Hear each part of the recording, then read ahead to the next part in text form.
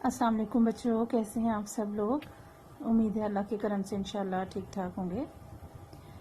बच्चों, जैसा कि आप जानते हैं हम चैप्टर पढ़ रहे थे बंदों के हुकूक, और इसमें हमने पढ़ा कि बंदों के हुकूक जो अल्लाह ताला ने मुकर्रर किए हैं तमाम इंसानों पर, उनकी कितनी ज़्यादा अहमियत है। इस दुनिया में रहते हुए इंसान आपस में एक दूसरे के साथ जब ज़िंदगी गुजारते हैं तो एक दूसरे पर अल्लाह ने हुकूक मुकर्रर किए हैं ताकि तमाम इंसान प्यार मोहब्बत अमन से रहें, एक दूसरे का ख्याल रखें।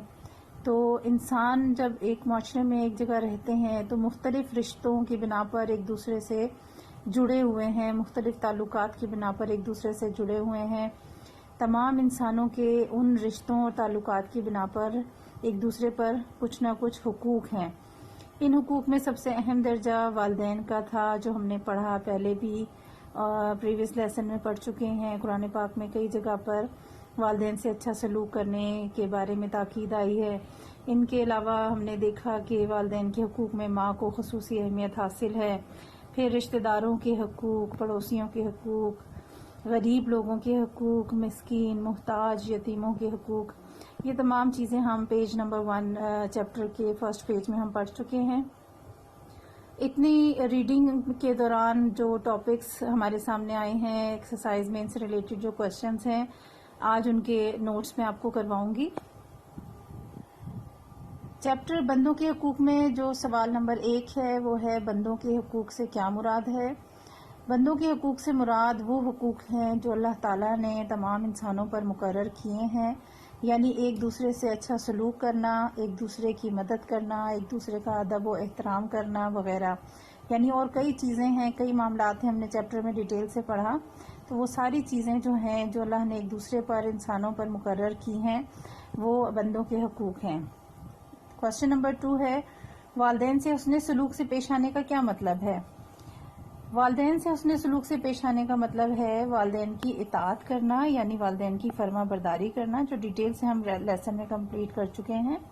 वालिदैन जो हुक्म देते हैं उनकी बात को मानना, सिवाय किस चीज़ के, सिवाय इसके कि वो अहकामात, वो चीज़ें जो इस्लाम के मुनाफी हैं, दीन के मुनाफी हैं, जो इस्लाम में मना की गई हैं, अगर वालिदैन ऐसी चीज़ें करने का हुक्म देते हैं तो वो आपने उनकी बात नहीं माननी। उनके अलावा वालिदैन की फर्मा बरदारी करनी है, उनकी हर बात माननी है, उस पर अमल करना है।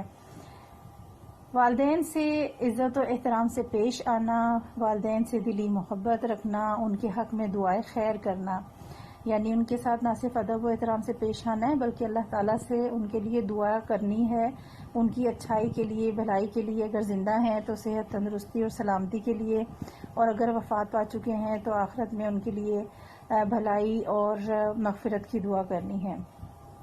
क्वेश्चन नंबर 3 है किन किन लोगों के हुकूक अदा करना ज़रूरी हैं, जो हम लेसन में पढ़ चुके हैं। जो सबसे अहम है, सबसे पहले है वो वालिदैन है। वालिदैन, औलाद, रिश्तेदार, पड़ोसी, यतीम, मिस्कीन, मुसाफिर, मुहताज, बीमार और कर्जदार, और इनके अलावा और बहुत से हैं, मुसीबत ज़्यादा लोग हैं, या जो कई और तरह से किसी और लिहाज से मुश्किल में फंसे हुए हैं, मुसीबतों से, परेशानियों से तंग हैं, और ऐसे लोग भी। और हमारे पड़ोस में जो गरीब लोग रहते हैं वो सब भी, कई तरह के लोगों से हमारा वास्ता पड़ता है। तो उन तमाम इंसान जो मुश्किलों परेशानियों में हैं उन सबके हुकूक अदा करना ज़रूरी है। तो ये 3 क्वेश्चंस हैं जो नोट्स मैंने आपको बना दिए हैं, ये पिक्चर मैं आपको सेंड कर दूंगी, आपने अपनी नोटबुक पे काम कंप्लीट करना है, ठीक है।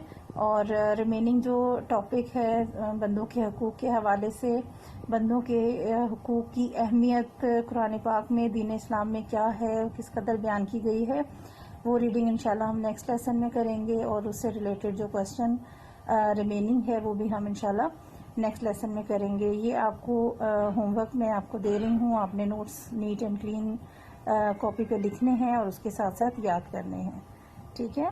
अल्लाह हाफिज़।